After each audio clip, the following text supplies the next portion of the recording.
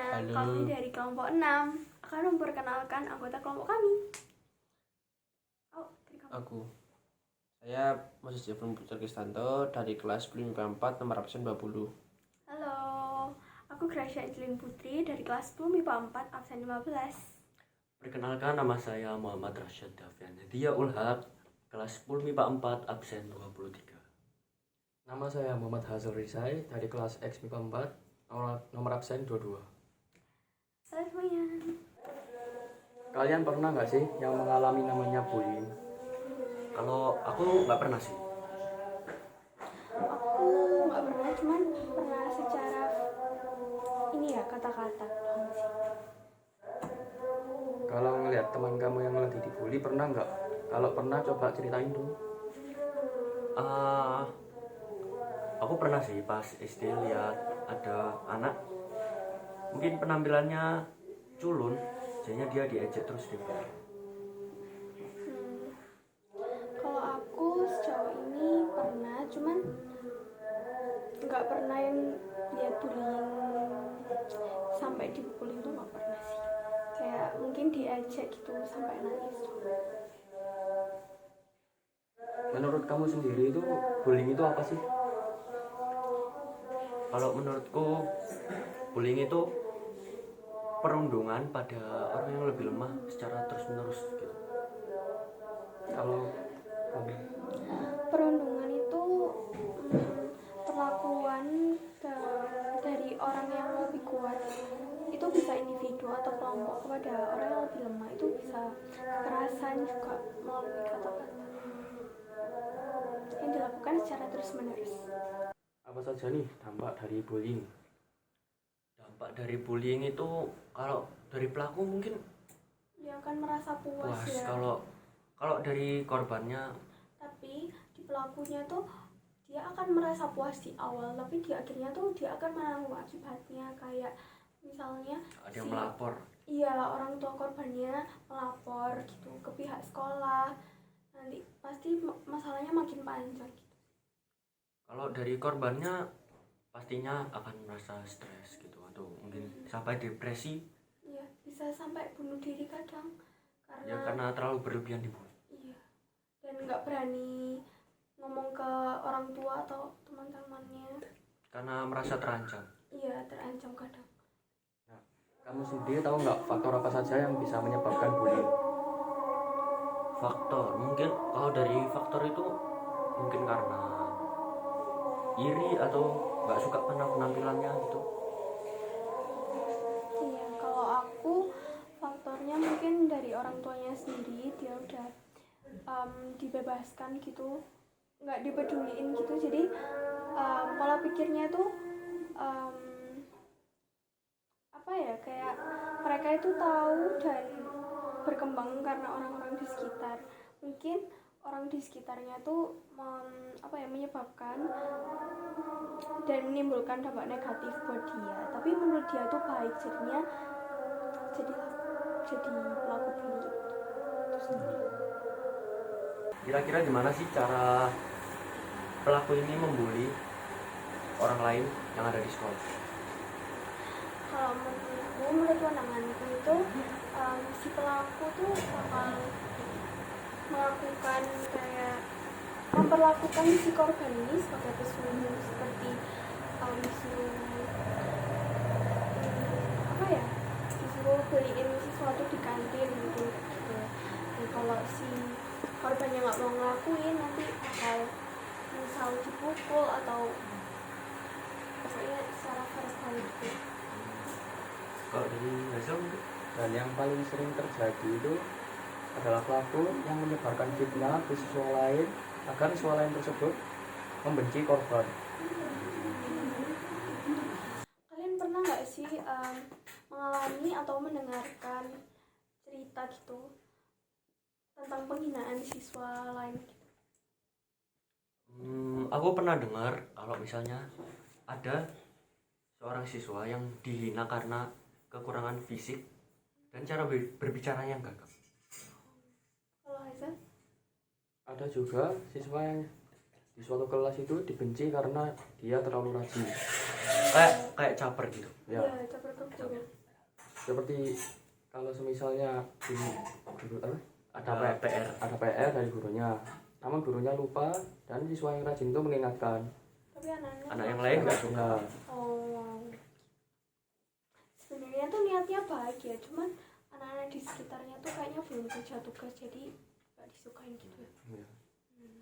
Oke, menurut kalian nih ya, teknologi apa aja sih yang dilakukan oleh para pelaku untuk melakukan pembulian ini?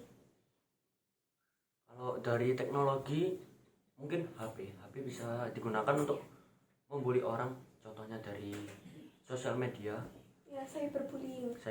ya. Dari sosial media, aplikasi seperti Facebook, Twitter, Instagram atau mungkin TikTok. Bisa Kalau jadi. dari Hazel, Pelakunya pun juga bisa membuat akun clone oh di Instagram. ya untuk menjatuhkan banyak orang, namun pelakunya itu hanya satu orang. Oh, jadi kayak dia nggak ada tujuan gitu ya membulinya ke satu orang aja, hanya orang gitu. Kayaknya itu melampiaskan dendam ya. Sepertinya. Oh ya, oke, Dengan cara hate comment gitu. iya. Kalian pernah nggak sih terasa terancam di kelas? Kalau aku sih nggak pernah. Kalau kamu? Aku bukan terancam ya, aku kayak merasa tertekan gitu atau tertindas oleh perilakunya teman-teman di kelasku dulu waktu SMP, karena teman-teman di kelasku tuh semuanya punya circle atau kelompoknya masing-masing, tapi aku tuh nggak punya circle-circlean gitu kan. Jadinya kalau ada kerja kelompok atau apa itu aku selalu sendiri, dan apa-apa sendiri deh, pokoknya selalu merasa diasingkan gitu karena nggak punya kelompok. Nah, dari aku sendiri tuh maunya netral, nggak pengen kelompok-kelompokan, cuman mereka nya gitu, jadi ya udah gitu. Jadi aku merasa tertekannya kayak gitu. Misalnya nih, di depan kalian nih ada orang yang dibully, apa yang kalian lakukan? Kalau aku sendiri, kalau misalnya kekerasan sih aku bakal apa ya, nggak berani ya, takut ada Kena orang juga. iya takut kena juga. Kalau kalau sudah selesai gitu aku baru apa ya, kayak nanyain si korbannya gitu, baru Bantu. iya bantu juga. Terus dibantuin juga sih, dibantuin kayak membicarakan baik-baik antara korban dan pelaku gitu, apa yang terjadi, dan ya kalau bisa diselesaikan juga sih, bantu menyelesaikan masalah. Kalau menurut aku sih, aku Hampir sama. tidak berani macam-macam. Iya, Ya, hampir sama. hampir sama. Tapi saya tuh cuma bisa berharap dengan yang lain gitu loh. Kalau yang lain bertindak, Oh, apa saja nih dampak dari bullying? Dampak dari bullying itu kalau dari pelaku mungkin dia akan merasa puas puas. ya. Kalau dari korbannya Tapi di pelakunya tuh dia akan merasa puas di awal, tapi di akhirnya tuh dia akan menanggung akibatnya, kayak misalnya ada yang melapor. iya, orang tua korbannya melapor gitu ke pihak sekolah, nanti pasti masalahnya makin panjang gitu. Kalau dari korbannya pastinya akan merasa stres gitu atau mungkin sampai depresi Iya, bisa sampai bunuh diri kadang ya karena terlalu berlebihan dibully. iya, dan nggak berani ngomong ke orang tua atau teman-temannya. Karena merasa terancam. Iya, terancam kadang. Menurut kalian kira-kira hukuman apa yang setimpal untuk para pembuli? Bila korban tersebut bunuh diri, maka hukumannya bisa semakin berat untuk si pelaku tersebut. Menurut kalian apa tanda-tanda bullying? Tanda-tanda bullying, orang korban yang dibully. Ya. Korban yang dibully akan mungkin tidak percaya diri dan menjadi anak yang pendiam mungkin. Karena dia yang selalu dibully. Mungkin nilainya turun juga, jadi kurang selera makan gitu, takut ketemu orang-orang baru. Dan bisa susah tidur gitu. Oh iya, aku ada satu kata dua kata buat korban bullying ya. Untuk korban bullying ya, semoga bisa speak up, jangan takut untuk melapor karena bullying itu jangka panjang dan jika dipendam terlalu lama itu akan mengganggu mental serta aktivitasnya gitu. Jangan takut diancam oleh pelaku. Itu sih. Menurut kalian, gimana cara meminimalisir kasus pembulian di sekolah? Dari misalnya di sekolah, mungkin dengan adanya peraturan itu bisa meminimalisir adanya pembulian di sekolah, karena dalam peraturan itu jika ketahuan membuli bakalan dikenakan poin yang bisa membuat kita dikeluarkan dari sekolah. Kalau dari aku sih bisa kayak ini ya, pembinaan gitu, pembinaan kayak dari orang luar gitu. Seperti sosialisasi. Iya, sosialisasi gitu, terus diberitahu dampaknya serta apa ya, dampak negatif yang ditimbulkan dari pembulian itu sendiri. Oke, terima kasih telah mendengarkan podcast dari kelompok kami.